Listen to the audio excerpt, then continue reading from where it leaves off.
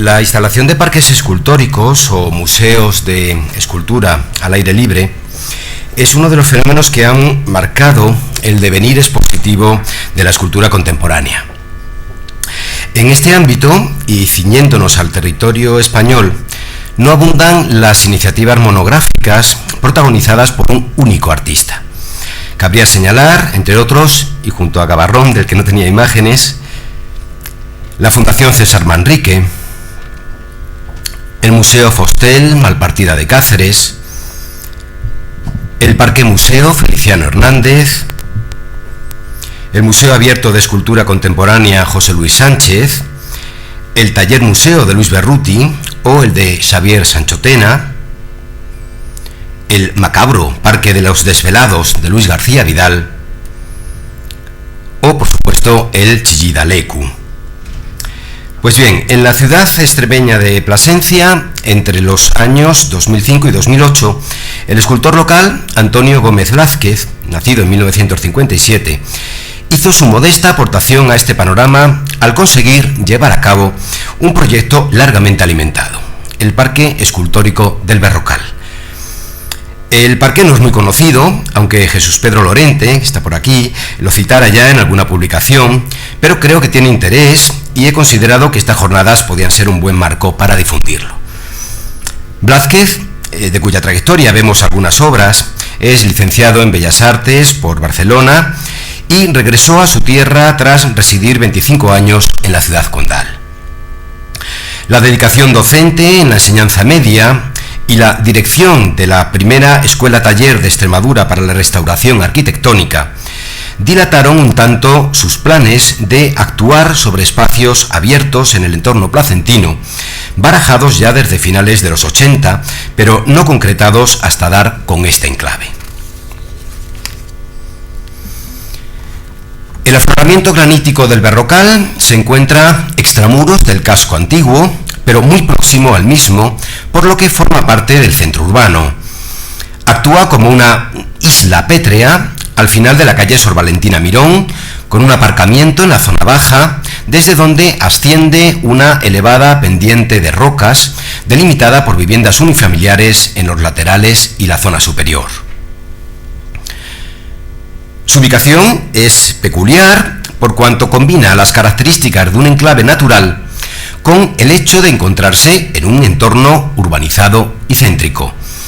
La situación actual está muy dignificada y conviene recordarlo, porque antes de esta iniciativa era una zona en franco abandono y con un carácter marginal. Precisamente una de las virtudes del parque es haber contribuido a la recuperación de este lugar. Hay que reconocer que en este caso el ayuntamiento supo valorar la bondad del proyecto y se mostró receptivo a la creación de este nuevo espacio artístico, pero eso sí, con un presupuesto muy ajustado que lo hacía inviable a no ser por el empeño del artista, que no escatimó en el tiempo y esfuerzo invertidos. Las creaciones de pequeño y medio formato se gestaron en el taller, las de mayor tamaño en una finca a las afueras de la ciudad. Algunas se ubicaron directamente, un segundo grupo mediante andamios y poleas para su elevación, y finalmente los bloques de mayor peso y tamaño, algunos de 1,5 toneladas, con una gran grúa. En definitiva, a principios de 2008 estaban instaladas las 12 esculturas y adecentado el espacio con caminos y escaleras que permiten un recorrido sinuoso por el recinto. Nos encontramos, por tanto, con obras que se marcan en el concepto site-specific, pero en realidad el proceso creativo fue un tanto atípico. Blázquez tuvo siempre presente el lugar, pero primero se crearon las piezas y en un segundo momento se contemplaba la llegada de la intendencia necesaria para configurar el sitio como un parque con proyección pública, por lo tanto con árboles, caminos, bancos, fuentes, farolas, cartelas informativas, labores estas últimas realizadas solo parcialmente. A su vez hubo diferentes grados de actuación sobre la roca. Su actitud en principio no es agresiva, sino respetuosa con el medio. Sus acciones no pretenden alterar sustancialmente el paisaje. Se trata más bien de redefinir el lugar y complementar un espacio natural ya en sí muy potente, dotándolo de una entidad estética. Las referencias del artista estaban obviamente en el land art norteamericano y numerosos parques escultóricos españoles y europeos. Apuesta de forma preferente por la abstracción constructiva y geométrica, si bien no faltan numerosas alusiones orgánicas. Le interesa además explorar las posibilidades de cada material y afrontar retos técnicos, pues hablamos de obras de entre 3 y 7 metros. En un solo caso introduce el hormigón y son la piedra, el hierro y la pizarra los dominantes, combinando técnicas de talla, soldadura y forja. Otras cuestiones tienen que ver con la propia configuración del paisaje, que fue aprovechado de forma inteligente y teniendo muy en cuenta que, a diferencia de lo habitual, en este caso la roca se impone sobre la vegetación. La mayoría de las obras son rodeables, otras no y solo se perciben a modo de relieve, e incluso algunas permiten mirar a través de su interior para dialogar con el entorno de la ciudad monumental. El hecho de ubicarse en un terreno escarpado provoca un constante cambio de escala en la percepción del espectador. Logra así que un terreno estático se convierta en dinámico, ganando las obras en efectos sorpresivos. Bueno, en el tiempo disponible no puedo analizar ni siquiera mostrar todas las obras, por lo que planteo un mínimo recorrido muy seleccionado que sirva al menos como referencia. La primera es la intervención quizás más conceptual del conjunto y le permite explotar con sencillez y rotundidad el elemento de partida, ya que su actuación no modifica la roca, sino que le aporta especificidad. 50 tubos verticales de hierro con distinto grosor y altura cercan dos grandes rocas de distinto tamaño que quedan de esta forma atrapadas para dar sentido al poético título, Única salida, el cielo. Esta propuesta incorpora alusiones vegetales sobre la roca inerte a partir de dos gruesas espigas de hierro de 4 metros con lascas de pizarra insertas y superpuestas que rematan en unas formas a modo de pétalos. Se alzan ligeramente inclinadas y transmiten una sensación de inestabilidad potenciada por el calculado cimbreo que produce el viento. Esta obra ha sido la más afectada por actos vandálicos. En 2012 se ensañaron con ella, quedando a la espera de una próxima restauración. Un esquema lineal describe también la siguiente escultura, con una carga simbólica más ambigua. La idea inicial era realizar un arco de medio punto invertido, pero la ubicación entre dos rocas asimétricas condicionó el esquema hasta asociarlo formalmente al número 6. La simbología del número y los apéndices punzantes ubicados en sus extremos llevaron al autor a titular esta obra como Arco del Diablo. Con todo, su apariencia parece más próxima a un gran ciempiés o artrópodo, por lo que sus resonancias vuelven a ser orgánicas.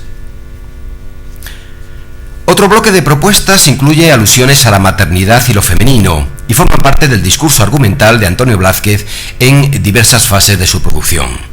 Su maternidad abierta sintetiza un torso femenino con algunas peculiaridades.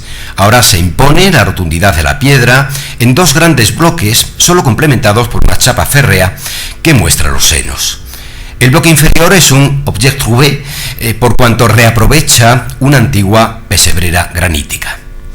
Esta superficie excavada, concebida a modo de matriz, huye de las formas cerradas o intimistas inherentes al tema para, sin embargo, abrirse al mundo, y refuerza esa idea con el hueco vertical posterior que actúa como un mirador desde el que contemplar de forma inusual el casco antiguo que queda de esta forma abarcado por la mirada.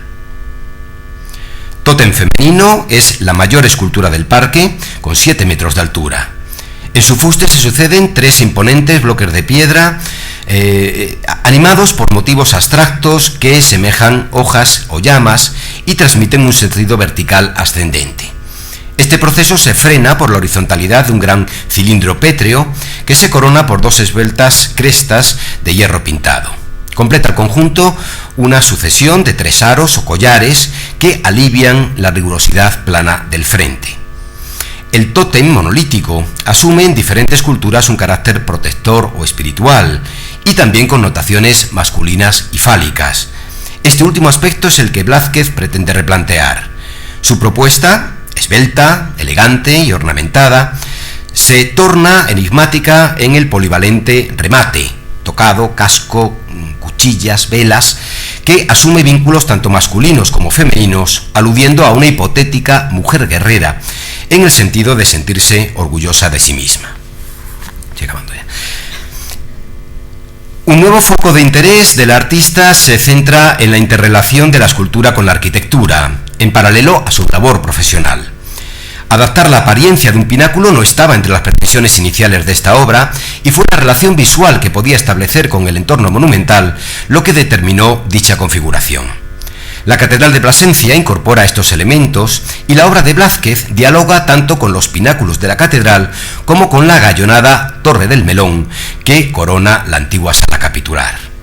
Su reto era lograr la unicidad de la forma final a partir de múltiples piezas, lo cual consigue por medio de un armazón interno. El interés del artista por encontrar soluciones inesperadas le lleva en este caso a anclar al suelo un elemento que convencionalmente actúa como remate de zonas elevadas. La arquitectura protagoniza también este pórtico dinámico instalado a modo de bienvenida en la zona inferior del parque. Es un bloque rectangular con talla directa que en principio parece transmitir connotaciones clásicas, aunque sus falsas dovelas contradigan la ley de la gravedad. La intención es reunir en una sola pieza características propias del Renacimiento y el Barroco, y para darles continuidad y energía, el autor fusiona en piedra y hierro dos fuerzas dinámicas, la diagonal y la curva, de manera que la primera amplía el efecto de la segunda. La presencia de un recuerdo al pueblo judío rompe un tanto el discurso dominante, pero se explica por la ubicación limítrofe del antiguo cementerio judío existente en Plasencia antes de su expulsión. La instalación está más próxima al relieve y es quizá la intervención más agresiva, por cuanto se taladró el frente de la piedra para adosar 99 triedros de cemento distribuidos en forma de retícula triangular. Son pues elementos geométricos en diálogo con la textura del medio natural. 6 de ellos se encajan en el centro formando una estrella de David, actuando como base conceptual de la obra. Al simbolizar el aislamiento del pueblo judío en el entramado social. Y termino la revisión con otra propuesta singular. De nuevo, en los parámetros del Site Specific, al aprovechar de forma inteligente la orografía del terreno. Esta cascada de pizarra no se alza vertical sobre el lecho rocoso, sino que se descuelga del mismo, aprovechando esa gran concavidad volada originada por un desprendimiento de la roca. Alterando el procedimiento tradicional, la estructura se coloca de arriba hacia abajo, montando una gran retícula de lanchas cosidas, que desde el extremo cuelgan suspendidas por largas cadenas y a distintas alturas. Configuran así esa cascada de agua petrificada y oscura que añade a su condición dinámica el movimiento pendular generado por la acción del viento y las propias sombras que se proyectan en la pared. Y termino. Resumiendo las aportaciones del proyecto, nos encontramos ante un número significativo de esculturas de un mismo artista en un espacio al aire libre en el centro de la ciudad, la combinación de lo natural y lo artificial con un criterio no agresivo para el soporte, suficiente variedad formal y conceptual, aunque predominen las opciones abstractas, solución de retos técnicos con fórmulas diversas, obras con unas dimensiones superiores a la escala humana, el diálogo con el espectador que puede integrarse en el conjunto, la relación visual con el casco histórico y, por último, la transformación con fines estéticos de un potente espacio antes marginal y ahora recuperado para la ciudadanía. Gracias por su atención. Muchas gracias. Para finalizar esta parte, Ana Florido nos va a hablar de la calle El Marqués de Lario de Málaga como ejemplo de